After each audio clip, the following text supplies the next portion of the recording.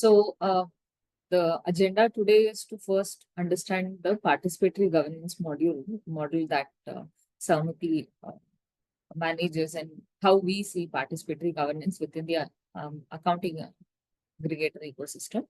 And then we'll go through what fair use library means and what that initiative is about. And then how fair use implementation guidelines have been published and what is that the FIU needs to do. And in turn, FIUs, TSPs will also be doing. Then Finvu AA will be discussing the insights on how they have implemented and what is the additional feedback that they have received based on their implementation so far. Finvu AA is already implemented, so they have some feedback also, so based on which they have improvised. So that is available. And then Q&A is at the end. What we would request everyone, what we would request everyone here in the call is to refrain from asking questions in the beginning. There is a chat box, and I think is Q&A enabled? Clearly, we've enabled QA, right? So there is a QA section. You can add your questions there, and we will come to your questions at the end. Mainly because most of the questions would already been addressed in the presentation. If there is something that we haven't addressed, we would want to take it up in the end. And also respect the others who are on the call to listen and understand. So first we'll take up the sessions and then the Q&A.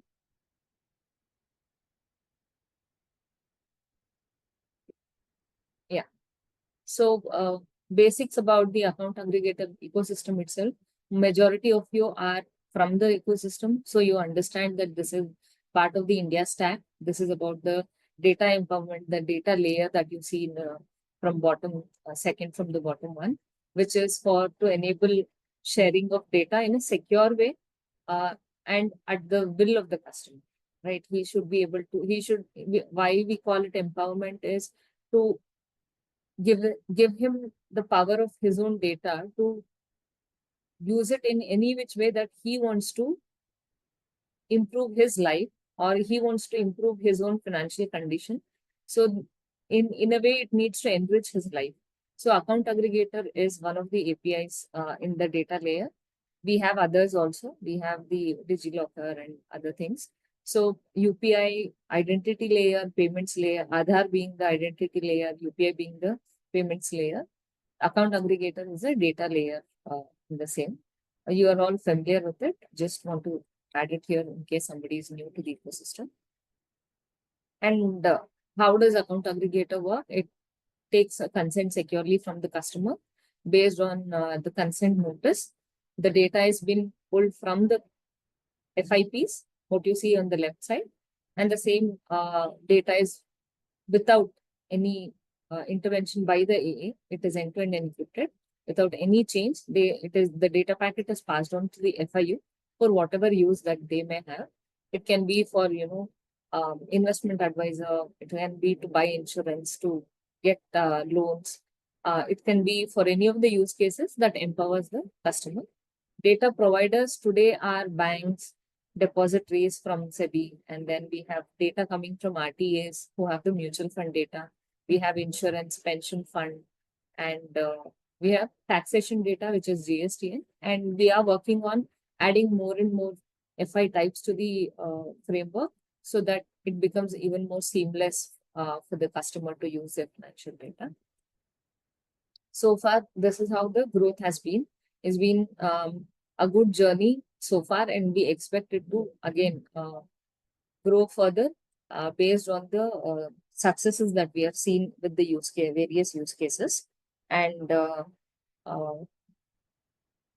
it is a healthy growth compared to any other ecosystem that we know. Even among the open banking, this is one of the most fastest growing ecosystem, and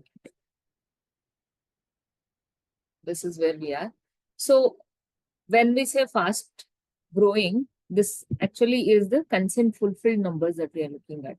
So consent fulfilled is the usage at the FIU end. So many consents were generated by the customers for their FIUs, and those they've approved it, and the FIUs have been able to successfully get the data out of this.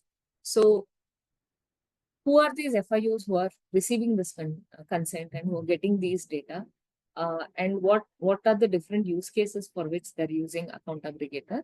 We have about 640 plus financial institutions which are live as FIUs. What this means is they are not only using it, also is, if you look at the chart, it is diverse in terms of the sector. It's not only banks who are sharing statement among each other. It is also the SEBI sector using data from maybe insurance, and the insurance are using data from the banking sector. So there are several such use cases that have come about, and some of them we have listed it here. The 13 use cases, the most common ones that are prevalent and can be put under the same umbrella, are mentioned here. Majority of the large financial institutions in the country are using account aggregator today. So the more um, institutions participate in this, the more they are able to innovate on the use cases. And every now and then we get to hear about how differently they used AA to collect the data and to improvise both their financial processes as well as provide value to the customer. That's where is the key. These use cases are focused on the customer itself. So what does Sahamati have to do about it when there are, FIUs who are already using the account aggregator framework, and when people do have consents that are being shared by the customer, what does Sahamati have to do about here? What we are focused on here is to ensure that there is healthy growth of the ecosystem. And what we mean by healthy growth is there is a reasonable and fair use of the consent framework. Just because there is a framework, just because there are APIs that can pull data, does not mean that you pull data for everything or anything, or you pull data which is to some extent detriment to the customer. So it has to be in a way that it is healthy and it is reasonable, and it does not impact or add more load onto the FIP system. That is also one thing that we need to be mindful of. It's not like an open well that you keep drawing it, right? There are costs associated for the FIPs as well. And also there is data of the customer itself being, a secure um, uh, asset that needs to be managed properly. So there needs to be various, just one second, I'll switch the internet.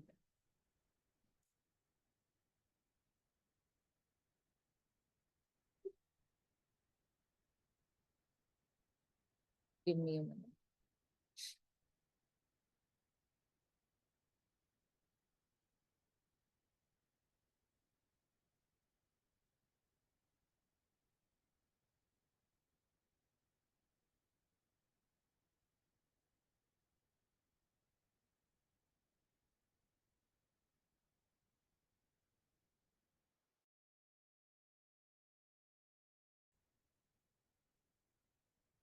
Yeah, I'm on backup internet. So, okay, now it's back again. Yeah, just one second.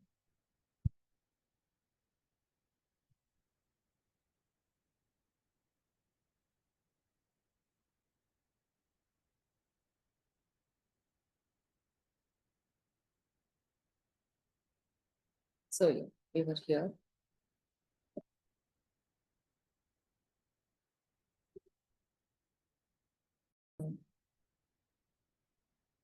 Yeah, okay, thanks. So, the role that we play, along with we are working on getting more FI types into the ecosystem. We are working on advocating for the account aggregators. We are working on working on, there are Sahamati labs. We're innovating new use cases for the ecosystem. There are several other roles that we play. Among them, one of the one of the points that we are focusing on also is to ensure that there is high governance standard within the ecosystem, and there is also responsible innovation. Innovation at the cost of customer is actually detrimental to the whole framework, right? So we are focused on responsible innovation, as well as ensuring there is efficiency. How are we focused on efficiency? Like I said, unreasonable usage will put unnecessary load on the providers and as well as the account aggregators. So, and might actually deviate from the use cases which are much more relevant to the customers, and maybe the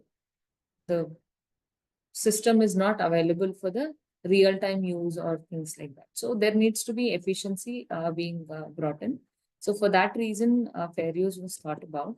And how did we come to this point is I want to give a little bit background about how Sahamati addresses the ecosystem issues, and how do we pick up the feedback from the market, and how do we go about it. This is our governance structure right now. We are advised by our advisory council and governing council, and the inputs that we receive from them and also from the market are channelized through various committees. And in 2023, we formed three committees, one for interoperability, one for fair use, and the other one for economic model. These were considered the three main problem statement that were actually hindering the progress of the ecosystem, for which finally we formed committees, and within those committees there were various working groups and use case councils and smaller groups, targeted groups based on different cohorts of licenses, who came together to solve the problem for the ecosystem. So our entire working model is very much from the market for the market kind of a thing. It's quite democratic that way.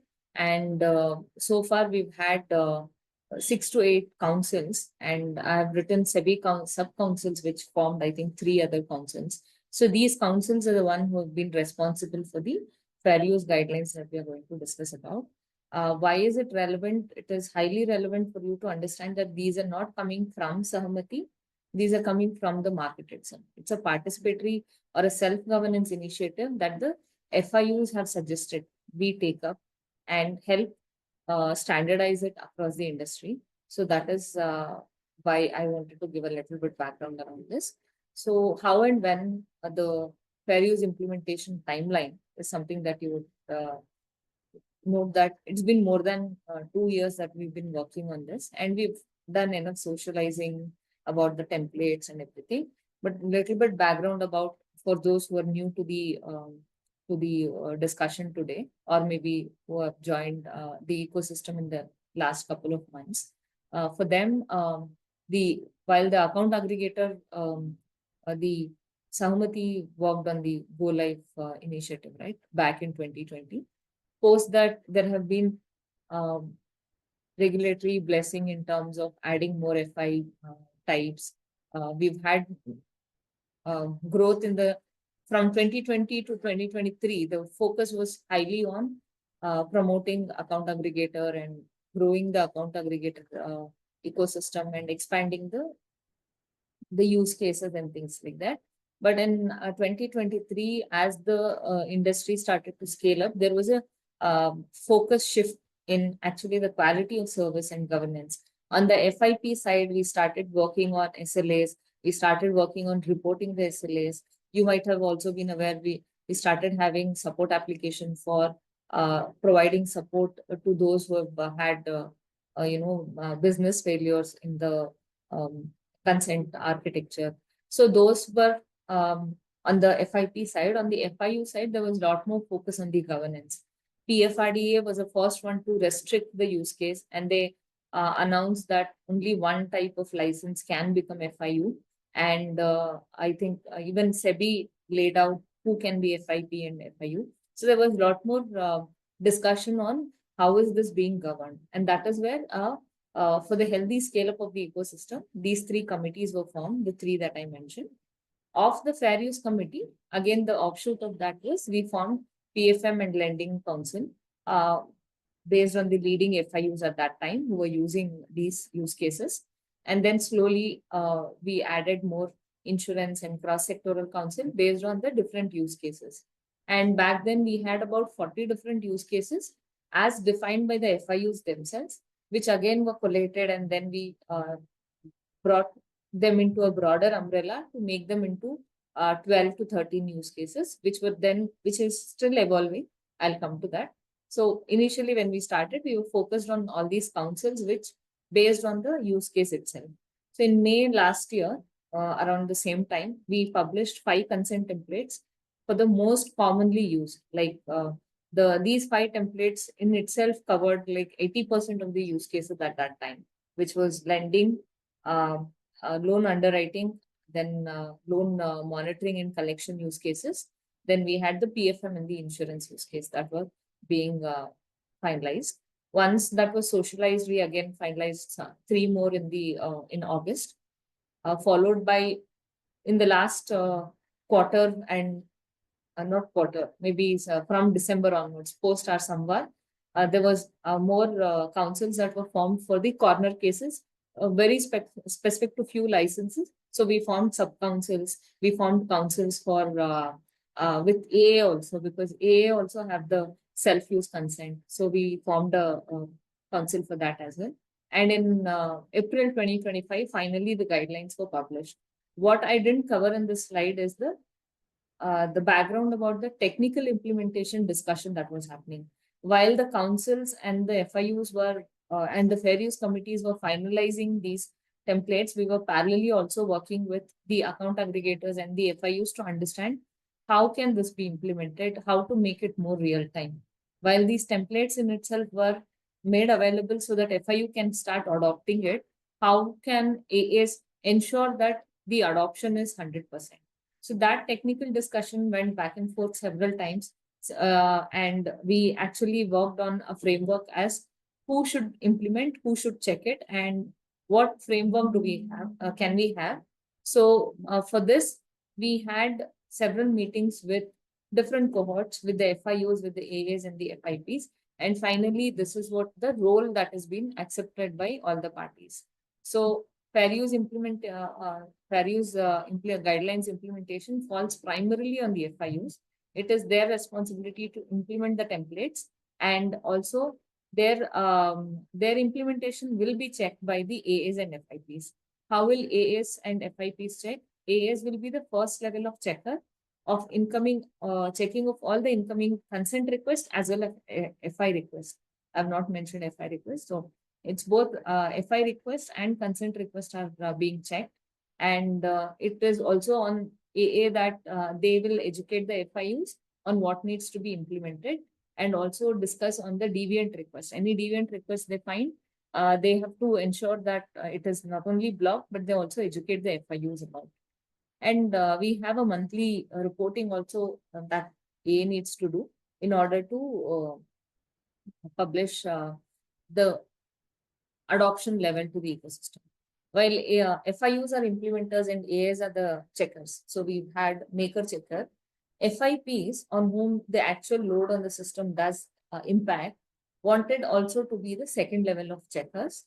And what they wanted, this is completely voluntary. It's not like all of them are doing. At AA level, all of them are doing, but at FIPs level, based on their system load and based on their feasibility, some of the FIPs have reserved the right to be the second level of checker.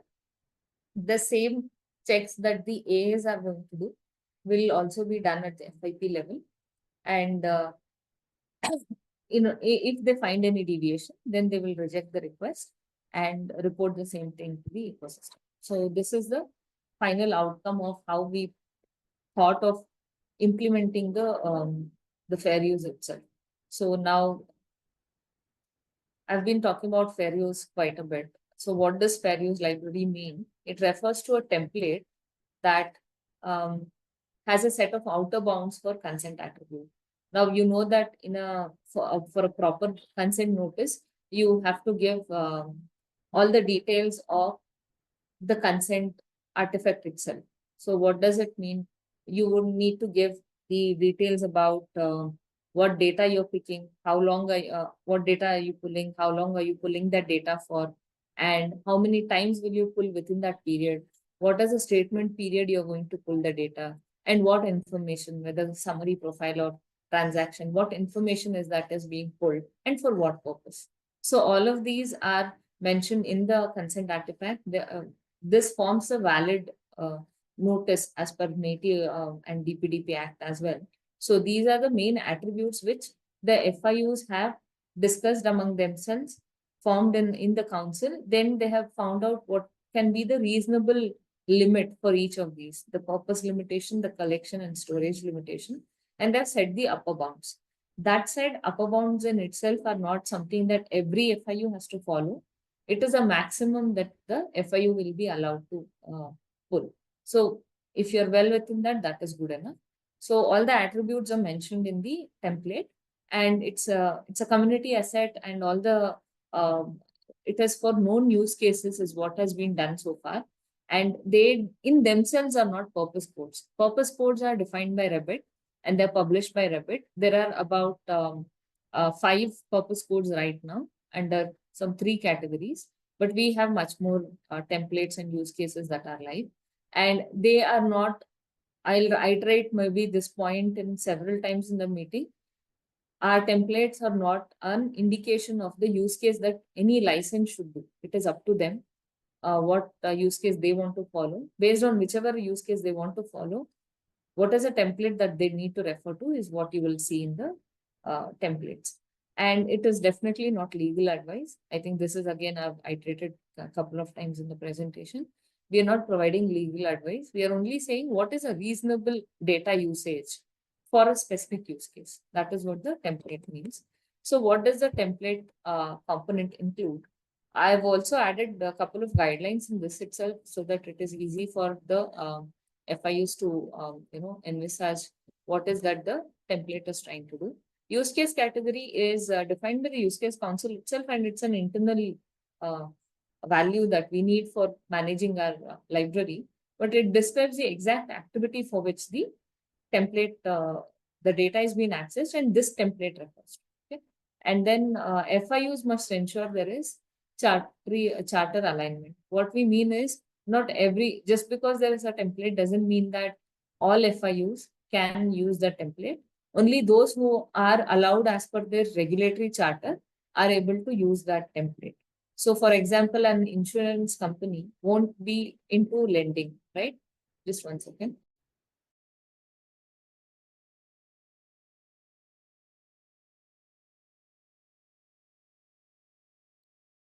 Yeah. So just because there is insurance, template doesn't mean that a lender will start using it for insurance. If it's not in his charter, then they won't be able to use that. And in terms of purpose text, this is actually the Rabbit has already provided a purpose text against each of the purpose code.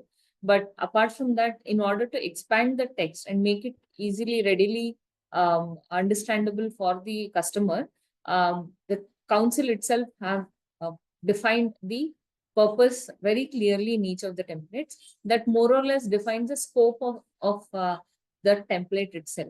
So we expect all FIUs to use that as bare minimum. And if you want to give extra information in that, you are always welcome to add whatever is needed for your regulatory purposes, or even for you think that you want to educate customer much more than what is already given in the template. Please feel free to add, but please do not dilute or omit the core of the purpose text itself. That's the ask. And then purpose code, while Rabbit has given 5 and you're free to choose any of the 5, the councils have agreed to a common purpose code. This helps in, standardizing this use case. Anytime a customer is applying for a loan and he's giving a loan underwriting template consent, then he'll always see 103. If all of us implement the same purpose code, then there is less of a surprise and there is more of trust building that's happening when we are standardizing all of these, right? So that is one. And consent type, we have profile, summary, and transaction. Each template specifies what is allowed. For example, for a collection use case, for where the bank wants to do the collection of for defaulting customers, there it will be only summary that is made available. Profile and transactions aren't necessary is what the council have decided. So that scope of these consent type, what data you can pull, is also mentioned in the template. Fetch type, whether it's periodic or one time, is also mentioned. Periodic for use cases such as PFM, etc. One time will be loan underwriting or insurance underwriting. Such examples are there. Then we have FI type. Not all FI type is a financial information type. Not all financial information is needed for all the use cases, right? In some of them, if somebody is having using the financial account verification template, you will see that that doesn't have the NPS data, or it doesn't have mutual fund data, because mutual fund account profile section is not used as bank verification somewhere else. What can be verified is, right now what we've been told is a bank account, then an insurance policy, and I think mutual funds is a wrong example here. It's GSTN and okay, this is for mutual funds, it's for something else. Okay, for financial account verification, it is GSTN, it is insurance policy, it's a savings. Those are the only three that are allowed for, under bank verification. So there is no need to pull other FI types. Similarly, if you're doing collection use case, loan lending related collection use case, then in that you wouldn't need, let's say, NPS balance or insurance. What you would need is just the deposit balance from one of the accounts for which ENACH mandate might have been given. So there the FI type is just deposit. Okay. And similarly, every template has the upper bound for this. Just because it has, say, 10 FI type doesn't mean that you have to pull all the 10 FI types. It is up to you. You can choose within that 10 whichever one FI type you want to use for your particular use case. And then frequency is how many times can you pull the data? And this is also a part of the consent artifact. This is one of the key reasons for which the councils were formed, for which the fair use was formed. This forms the core of the discussion also. How many times can you pull? That there has to be an upper bound. It cannot be an infinite number of times the data can be pulled. Though Revit has, I think, infinite per hour, there are variations in that as well. So this will be the upper bound set by the council itself. So please make sure your fetch frequency is well within that, and you use calendar based time units, and not that you took consent today and tomorrow, within tomorrow, how many times can I pull? It doesn't work based on the creation of the consent or any other batch process you have. It is based on the calendar days. In a calendar day or calendar month or calendar year, how much can you pull? Those are the upper bounds that has been mentioned. Validity period is the maximum duration for which a consent can be made valid, will remain valid. So as you know, in Revit, every consent needs to have a start and expire dates. So within that duration itself, you will see the upper limit, the limit has been set for that duration.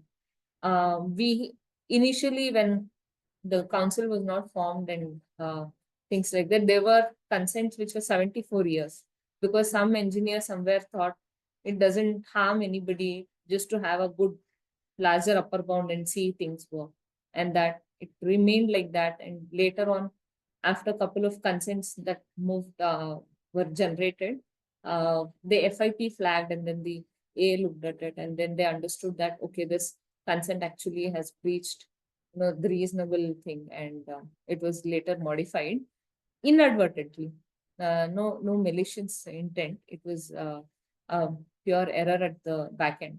So such things shouldn't happen, right? And also, even if there was an intent to take a longer duration, it needs to align with the purpose for which you are taking the consent. Let's say you're taking consent to offer somebody a loan. It's a one-time consent, and you will be able to give the decision in 1 month. What is the point of asking consent validity for 5 years or things like that? So these questions, all these questions were actually discussed within the councils, and they've come out with the answers for all of us. And that is about validity. Then we have maximum data range. Maximum data range is, there are two parts to it. One, during the consent creation, the maximum data range that you can take data for will include, in the consent artifact, will include both the period for which you're taking a consent let's say it is the validity period is 1 month and you want 6 months data. So in effect, you have historical 6 months plus the validity period, which is 6 + 1, 7 months of data, which becomes the data range. While the councils didn't include validity while discussing the data range, they have given only the historical date range for which you can take the data, and it does not include validity. So when you are implementing it, you can implement for it to include both consent start and end date that period, plus as well as the data range. I'll come to it when I show the rules as well. Yeah. So this is an example. Some of them actually reached out asking for this particular example to be shared on the call. So I'm explaining this again. So let's say the FI data range as per the template is 6 months, and the consent expiry allowed is 1 month. So if a consent has been created on 15th June 2024, it can pull statements historically from 15th December onwards until 15th June 2024. That is the time range that is being validated by the AA during the consent request phase.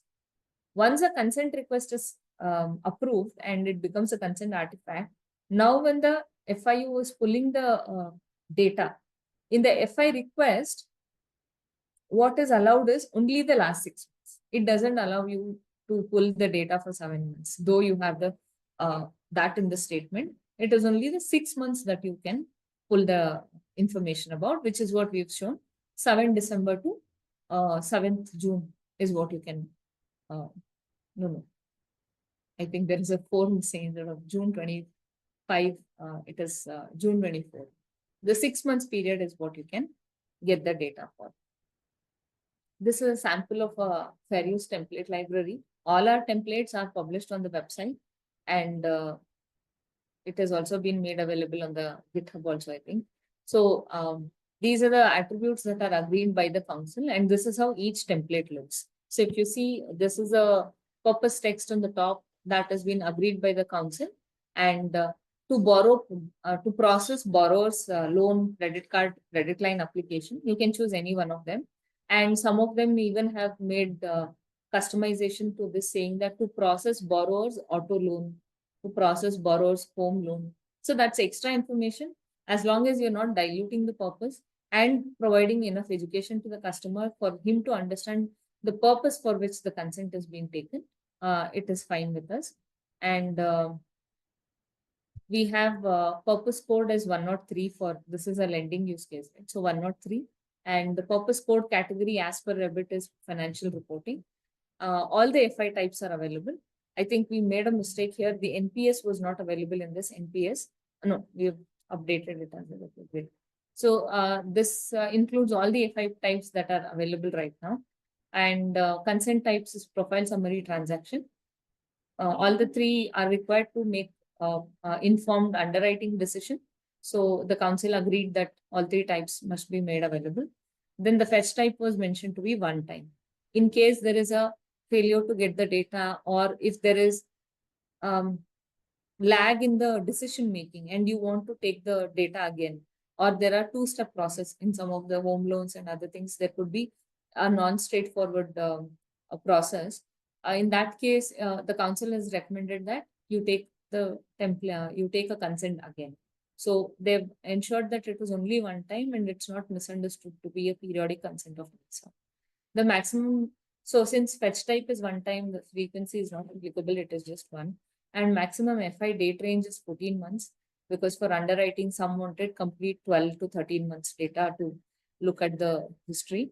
And validity, like I said, it's reasonable to underwrite within a month. It's mentioned as 1 month. Data life also within 1 month you'll purge the data because you've already made the decision. So this is how each of the templates are. And each template clearly has a purpose text written, which defines the scope of the use case itself. And we expect FIUs to understand the scope before implementing it. So these are the final published templates that are live as of now. These are about 13 of them. And if you see, the purpose codes are mapped against each of these templates for easy understanding. And then also, this is the now there are one too many combinations of purpose codes to the template IDs. That is why we have come out with a guideline, and we'll take you through that. And most of it is periodic, and some of them are one time. So this is also based on different use cases. And we have three more templates which are in discussion about ENACH or debit mandate presentation, a periodic review by credit rating agency. I think credit rating agencies is almost done. We just need to publish it. Then the research reports, dissemination of research report. This is something that we are in the discussion with. There's a consultation going on between the regulators as well as the research community. So once that is finalized, then we'll see the final template, whether it is to be published or not. The council will take a call on that. So these are the templates. Now, couple of legal disclaimers that we have to give, that these are just upper bound. Doesn't mean that everybody has to mandatorily use the same, limits. You can use it well within the limits to whatever is feasible for you to keep a record and answer your regulators, answer based on your compliance teams and things like that. And also the guidelines and the templates are reference standards. These are not legal advice. We are not saying you have to do this legally. These are communities' participatory governance initiative. So what will our templates cannot supersede the law and the rules that are applicable for your license. Please ensure that you are acting well within your regulatory framework itself. And these need to be taken as only as a reasonable purpose collection and storage limitation for the purpose for which you're taking data. But beyond that, let's say you're a SEBI entity and they prohibit you from acting anything on insurance advisory and things like that. Please don't take the data just because it's available in the template.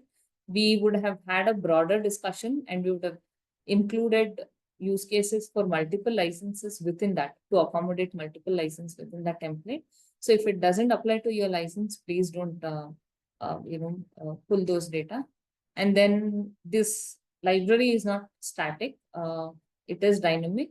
For now, it's not been made. We have not made any change for them in the last 1 year since published.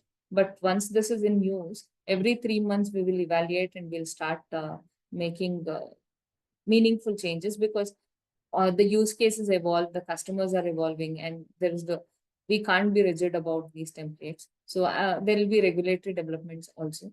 So all those will be incorporated, and even regulators are very keen on the fair use discussions that we are having. They might also come out with more guidelines for us. They might come out with more inputs for us to include or to the entire ecosystem. So it will remain dynamic.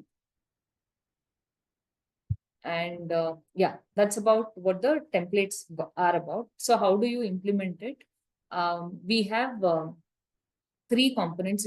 We discussed, I'll give you a small 2-minute discussion on what happened while implementing this. There was a way for the FIU needs to communicate to the AA that I'm using this template and this is how my consent is going to be. So we thought of automating, having a rule engine that can detect the rules, that can detect anomalies in the request and then reject those consents.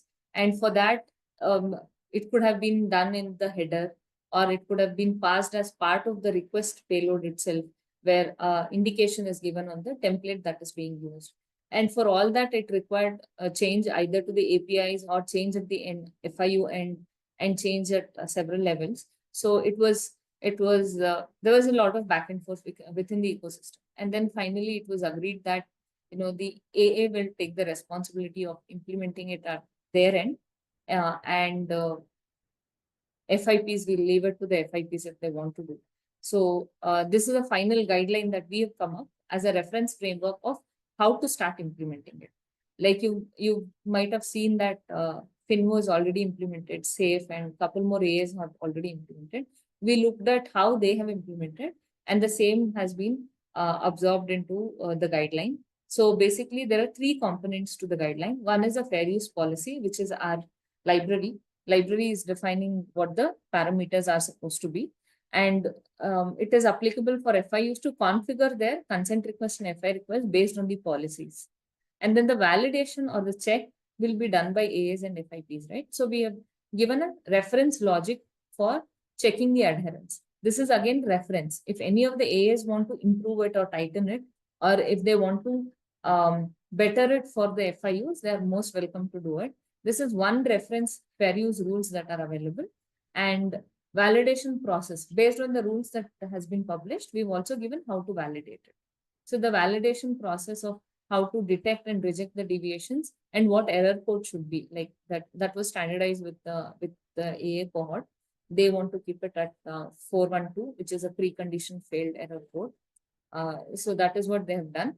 So basically, adherence to the policy is the end goal. Adherence to the guideline is not the end goal. Guidelines are just a reference that we have given. What I want to emphasize is, out of the three components, if you have to refer to, because we've had a lot of questions in the recent days, like what does this mean, but your rules say this, things like that. The best thing for you to understand is fair use policies need to be adhered to. How you have the rules, how you have the process internally to check it, it's for AAs and FIPs both, is based on their internal configurations of how they have configured the consent APIs and FI request APIs. So we are not going to, this rules are, a guideline, but these are minimum guideline. You'll have to improve on it based on what internally you have set your configurations to. Okay. And while they look prescriptive, like we have written out everything, we also wanted to serve as a common baseline and, everyone is aligned. So there are no surprises. But that said, it's not the common implementation across all AAs. They will have some customization which are specific to their configurations. But the end goal is to ensure everyone is compliant with the fair use policy. So what these guidelines are not, they are not mapping the FIU use cases. Like these are the similar disclaimers that I'm giving you what I gave for template library also. So the guideline in itself is not going to determine any use case. They're just a reference one, and they're not regulatory requirement, or they're not replacement to the REBET specifications. They are an extension that will help, implementation of the fair use policy. There is no one size fits all. We know that each AA has slight customization based on what they have internally. And we are only giving validation rules or direction for one way of doing it. But we are definitely not going to say that the same validation rules will be implemented by all. But they will all implement the rules, and they will ensure that any deviations is being highlighted and reported. And they also reject. And it's not a restrictive ceiling, like the policy in itself. It's not like you have to use all of that. It is only, they are free to use less, but they should not exceed the limits.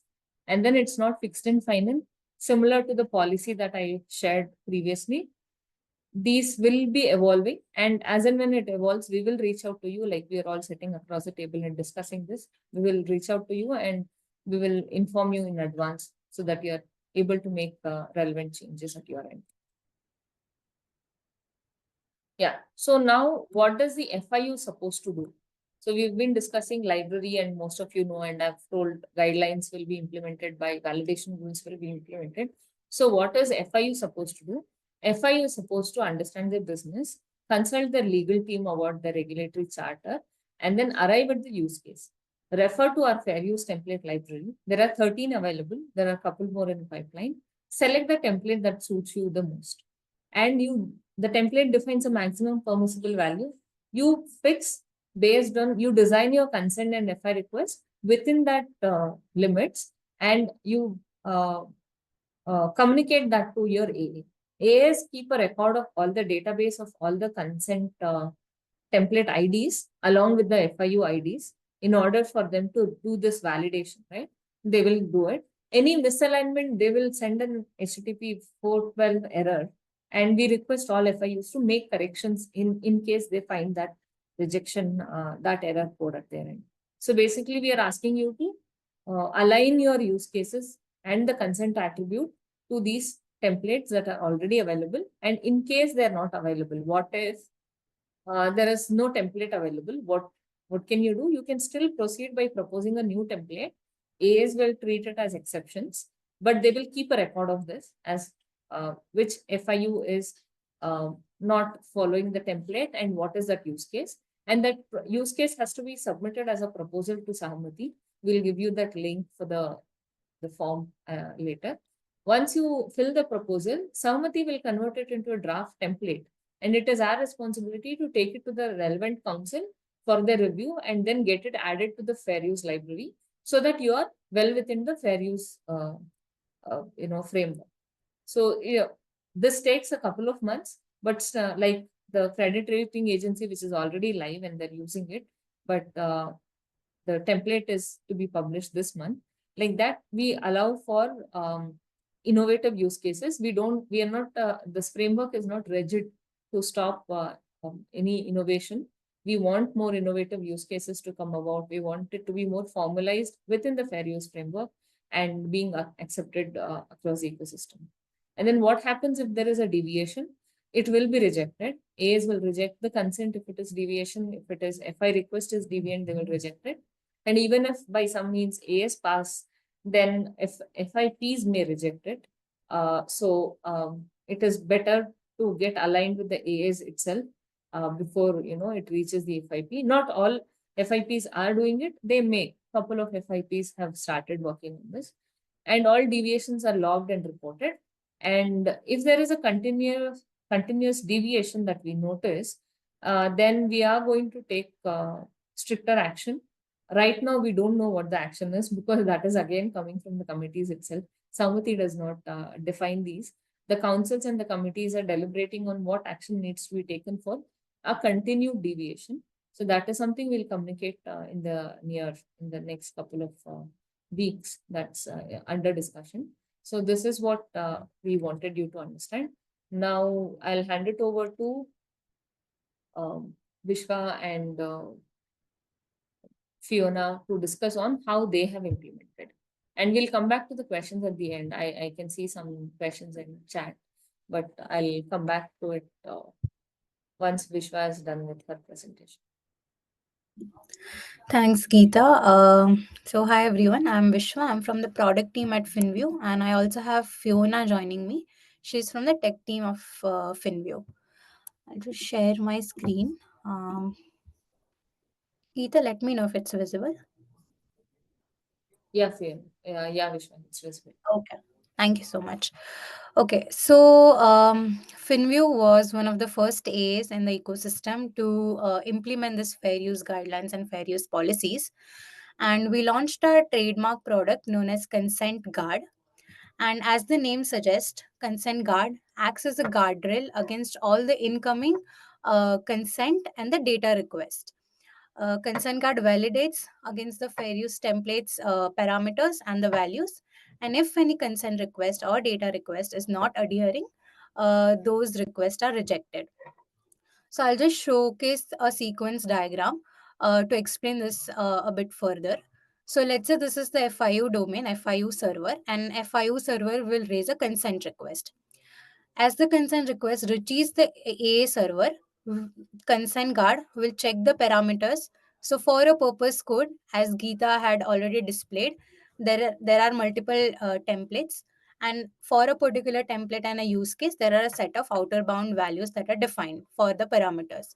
So as an AA, ConsentGuard will validate the values. And if the values do not adhere, the consent request will be rejected here. The FIUs will get an error message, and the consent request, which was supposed to be displayed to the customer, will now not be displayed to the customer. So here only the consent request will be rejected. Similarly, in the case of FI request as well, so the AAs will check and validate if the parameters are matching the template values. If the parameters are not matching, the FI request may be rejected. So, as I mentioned, there are two calls where this validation is done, the consent request call and the FI request call. And the message that is sent to the FIUs If it is rejected and not adhering, is 412 status code, and the error message is as per mentioned here. Based on this, the FIUs and the TSPs can check and change the template values. Okay. So, how have AAs implemented this parameters validation and checks? So, right now there are 13 templates as defined in the fair use template library. So, those 13 templates are flattened in all the AAs database. Against each template, there is a purpose code, there is a fetch type, and all these parameters. So, all of these parameters are now validated by all the AAs. Right. So let me take an example. So let's say the FIUs or the TSP send a consent request to the AA.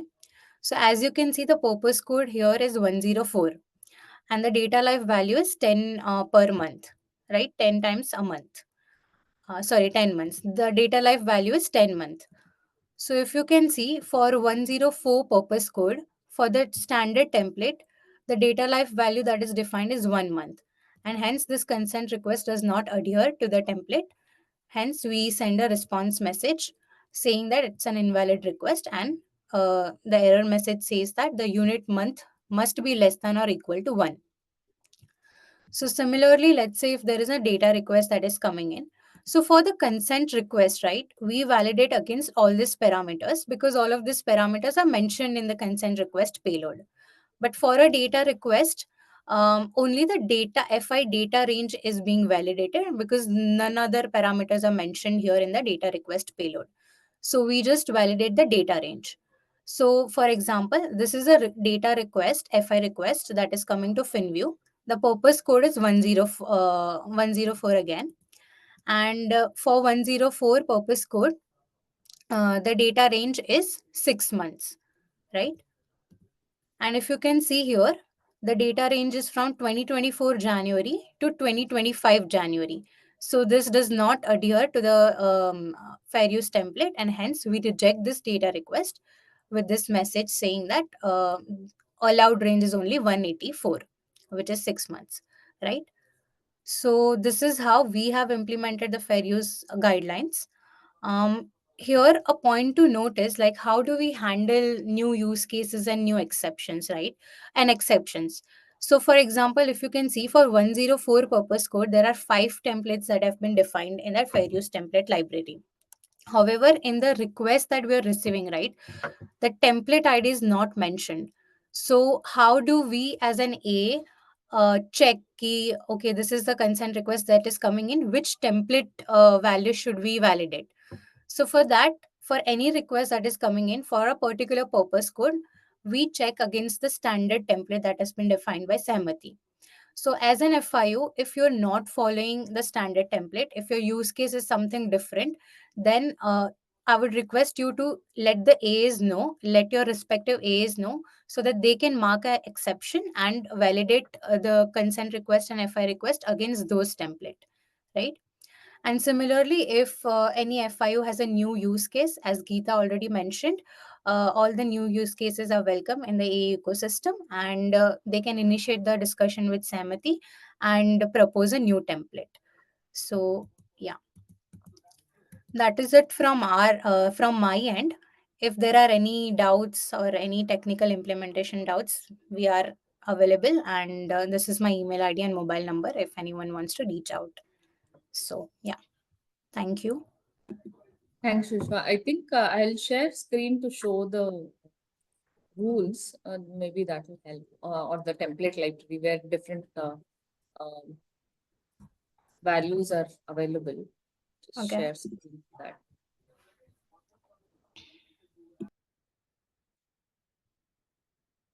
So if you go to our website, you can see the template library, and this is all the information that you need to understand as FIU. Various templates have been published, and it comes with a rationale.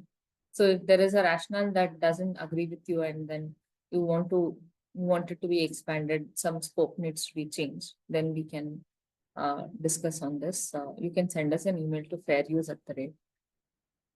And then we have published the guidelines in the GitHub as well. These are the guidelines. And the rule matching is mainly for AAs. These are the rule matching that we have given. So they will identify have a database of your ID and the fair use template ID that you have, FIU ID and details. And they have certain rules for rule matching.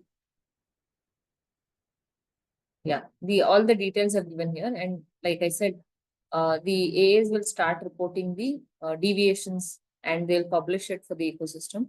So though the FIU may not be named publicly, but what percentage of the customer have not met the fair use template library is what they will be publishing on.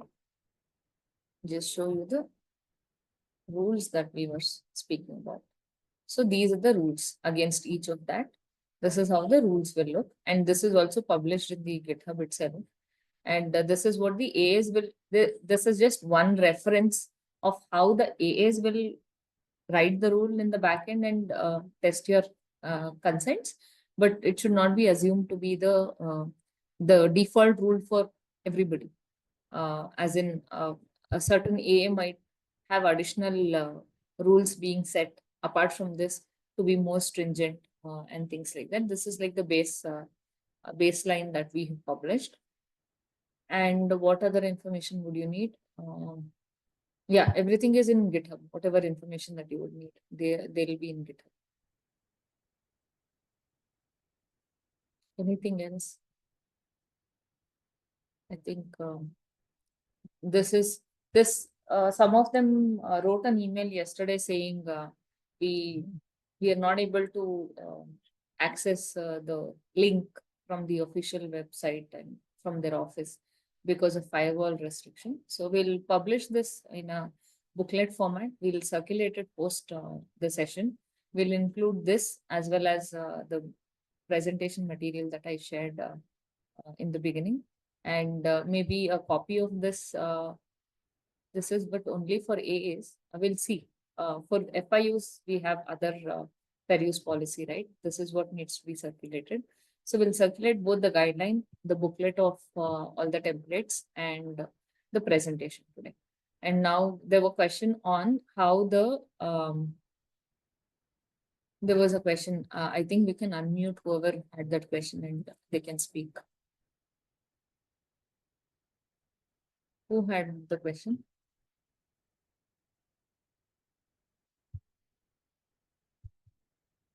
Hello. So,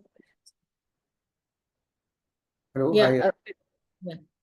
Yeah. So my question is regarding the FI date range variable. So the example that you shared, I think example में कोई mistake था is what I'm seeing. The date was 25. It's supposed to be 24, no? Okay. um, but my question is broadly, let's say, a customer gives me a consent today. Okay. And when a customer gives you a consent, there is a look back period, which is, 6 months, 1 year, or 10 years, depending on the FI type.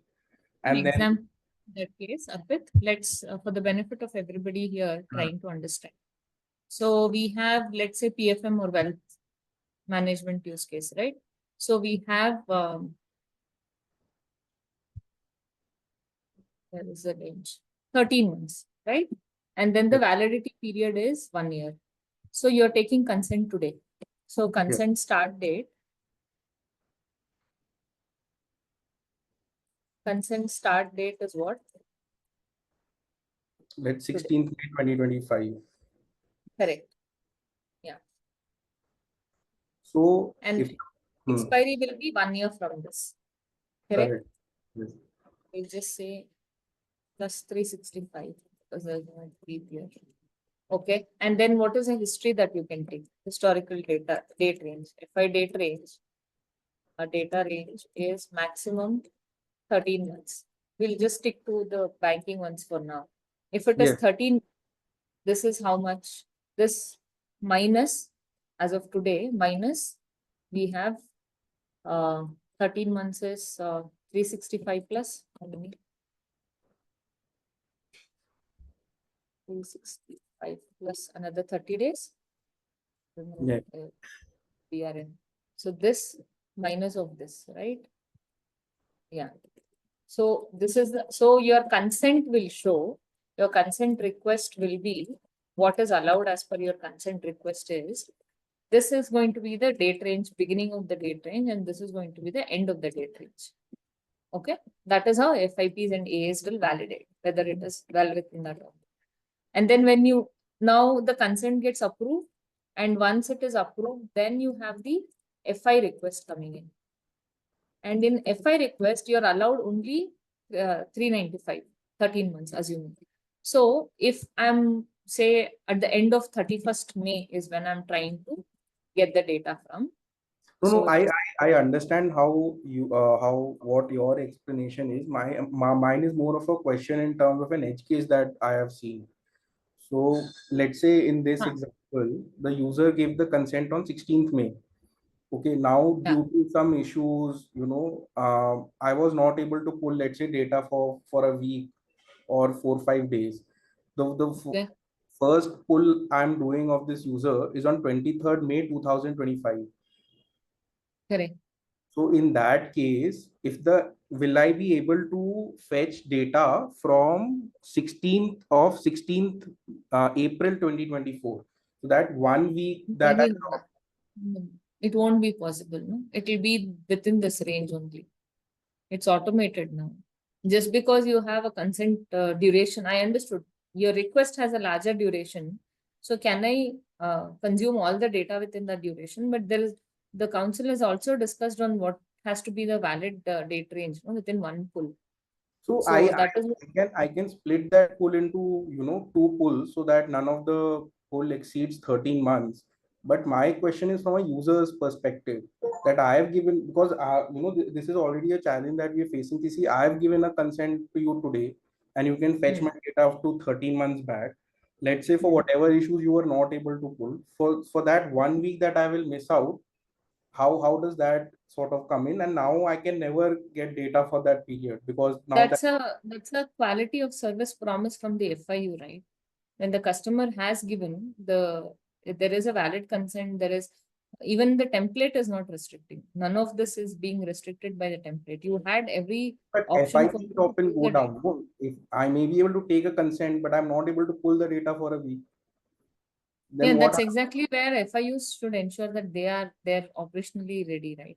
The quality of service. So from FIP end, today what FIPs are promising is I'll honor this date range. But if there is, if there is no if we keep on adding more leniency to it, then there is no upper bound being defined in that case. No, I think there's an upper bound defined, like the consent request period approved, like 16/4/2024 to 16/5/2026 is the defined Yes. period. So in that Correct. sense, I'm trying to get the data for user and I'm not able to because let's say this is a live example that I'm facing today. That bank was Yeah. down for a week and they So, want a particular transaction that they had done a year back. so within, Vishwa can correct me if I'm wrong, within one data packet, what is checked is whether that data packet is for one range, right? Whether it is for 395, or are they checking whether it is the latest 395? They Is are someone checking checking that as well? latest 395. That's the mismatch. So Yeah, No, what are you're they? saying is correct. That is an edge case, and maybe we'll have to solve for it because and we. sorry.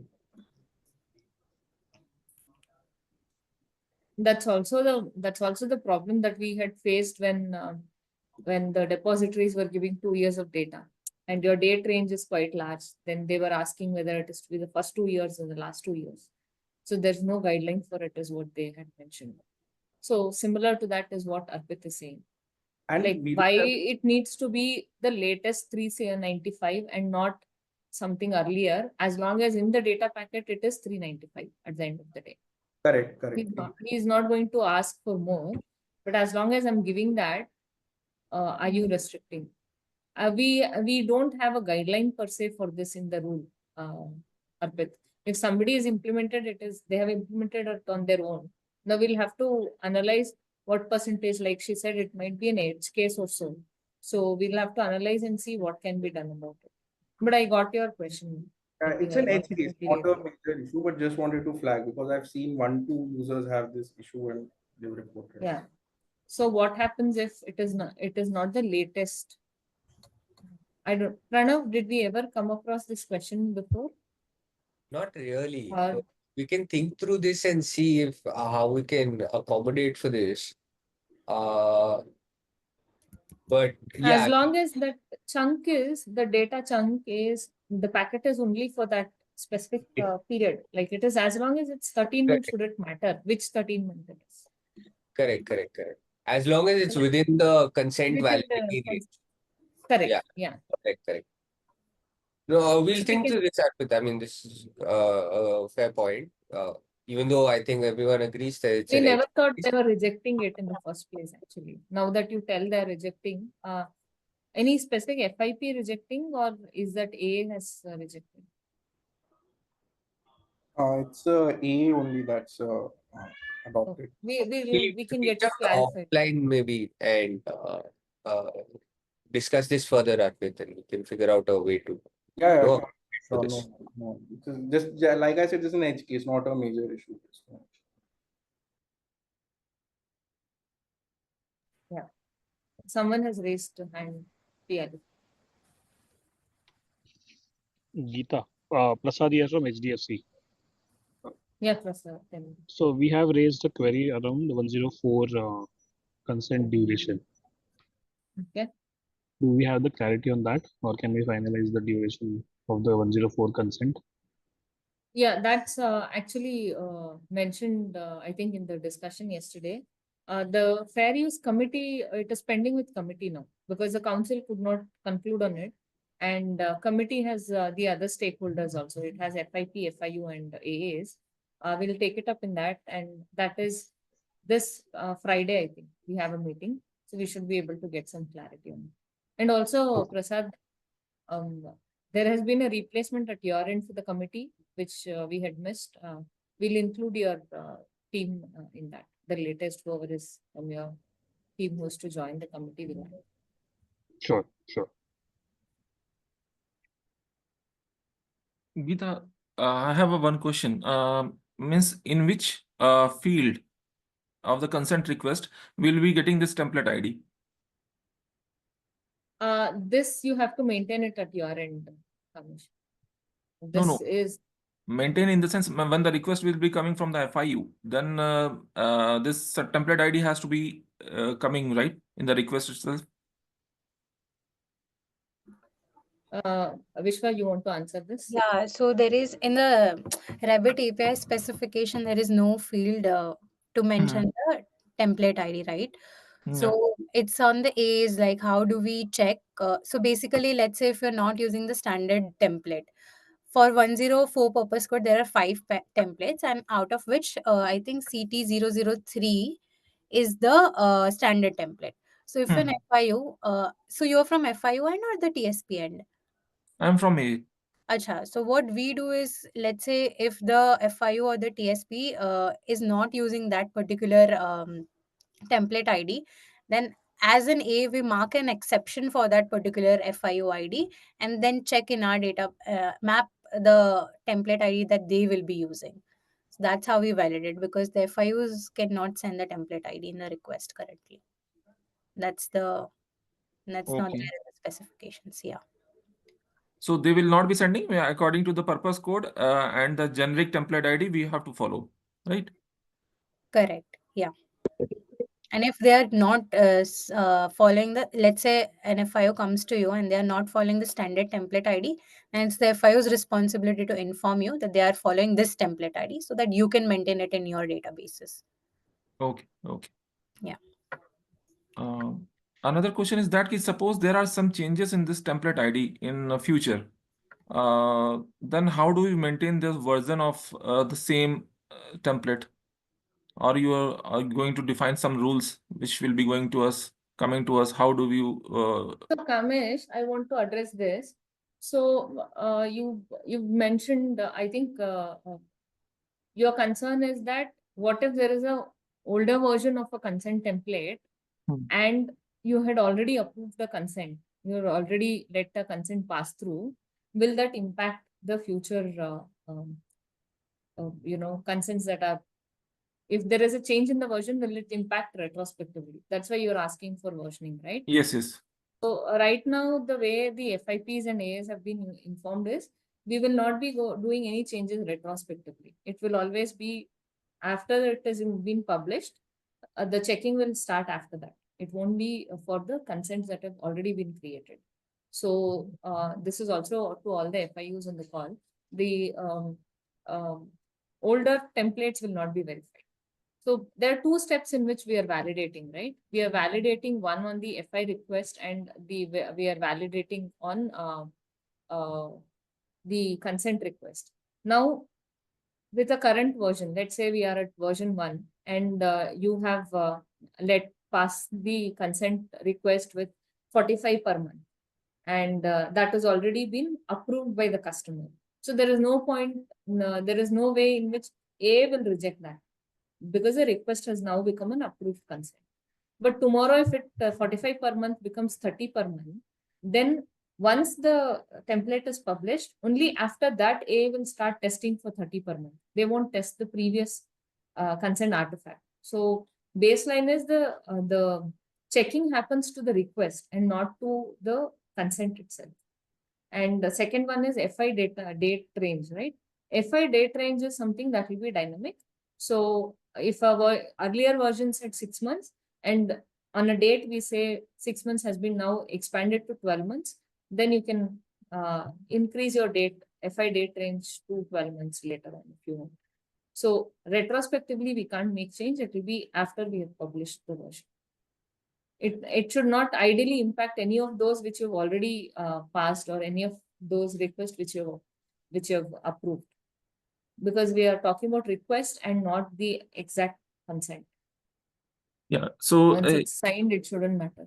So when you were saying about the version 1, so according to the version 1, I have accepted the consent, and when the request of the consent has come, then we have accepted the consent, and now in between you have released the version 2.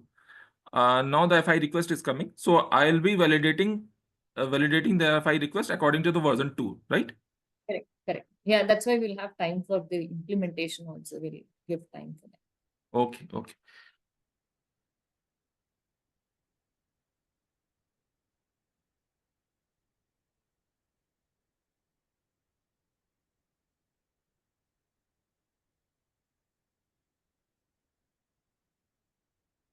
Yeah. Any other questions? Vishwesh, You're you well your hand up or something like that. Yeah. So this is just actually, and I had a couple of questions. One is an extension to just Kamlesh's question, right? Now, the two versions that we spoke about.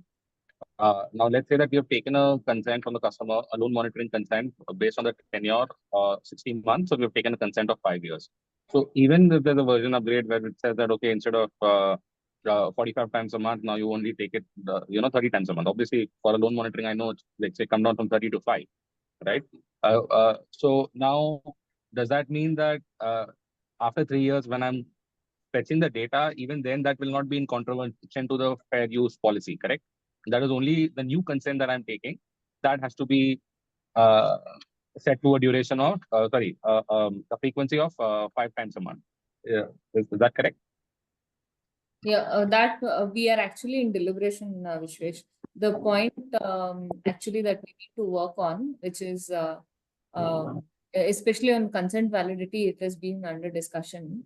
So in case there are completely outliers like this, like I gave you an example, some 70 years and all that. Correct. So what will happen to those kind of consents, and will those be rejected or not, is something that the committee has to decide on. Because it's right now, we want the incoming request to be verified, but backlog has not been discussed.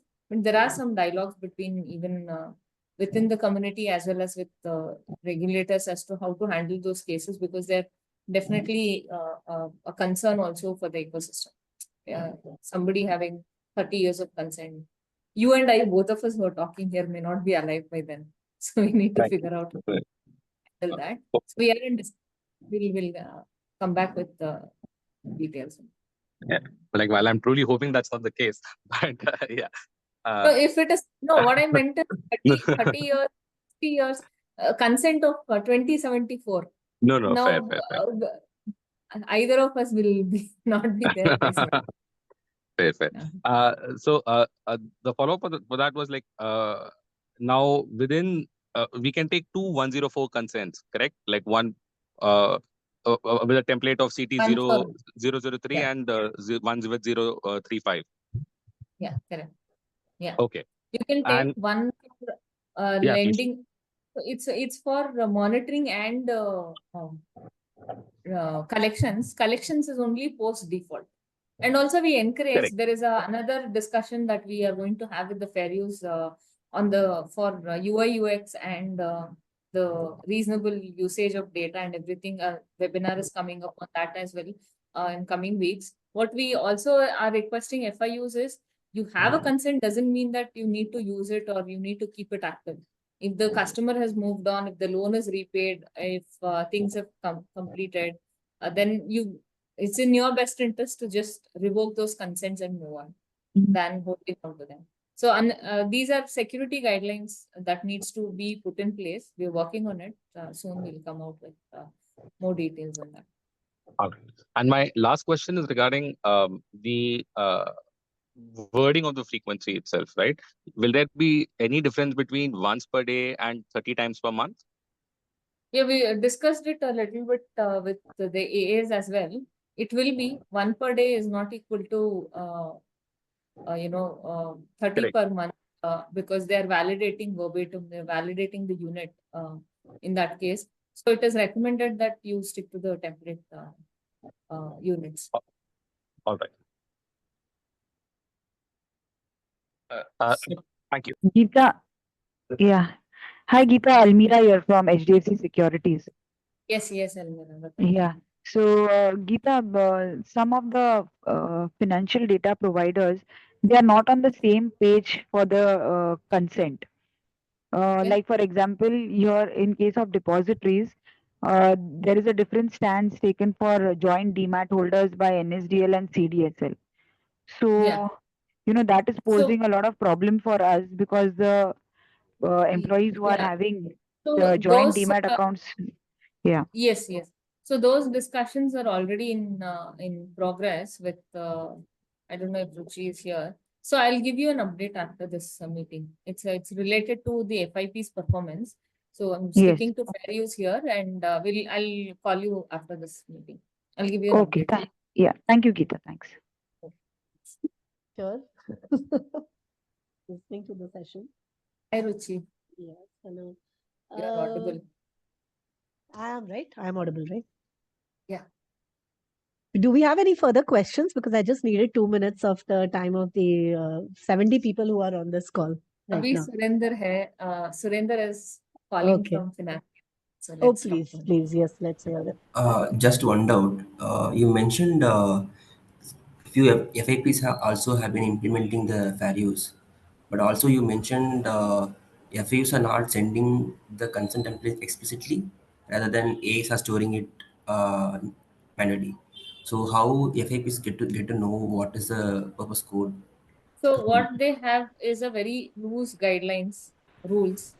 They have let's say under 104, they've considered all the maximum duration that is allowed, and they've Right. kept the maximum. They've ensured that, it's to see that there is no too much of a deviation. They can't do an exact match. You're right.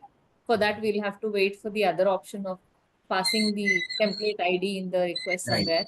So until that point, what FIPs have implemented is they have done a match for the max of all the So templates with let's that. say there is a overlap in consent template with purpose code. Yeah. They do the maximum of everything. Yeah. Correct. It's a maximum. Like for example, 104, it's a maximum of everything. And Right. even here, they're not checking all the parameters. They're checking the ones that are easy to catch. Consent validity, maximum.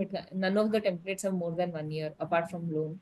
So which is Right. 104 for loans.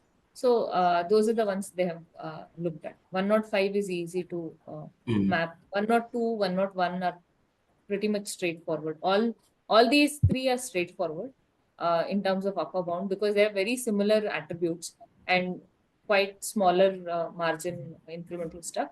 But 104 is where majority of the stuff requires to be verified, which I think they are also finding it hard to identify, but they have some loose rules. It's not as hard as what AAs have. Right. Yeah, thanks. I think we are on time. That's it. Thank you all for joining. I can conclude, no? Lillian, anything else? No, I think we are good, Geeta. Okay, thank you all for joining. If you have any questions, please write to info at for our general questions, and anything specific to fair use, you can write to fairuse@sahamati.org.in. We will respond. And the details about this presentation, the material that we shared on the call today, we will, yeah, and for membership, please write to membership@sahamati.org.in. Definitely that is needed now.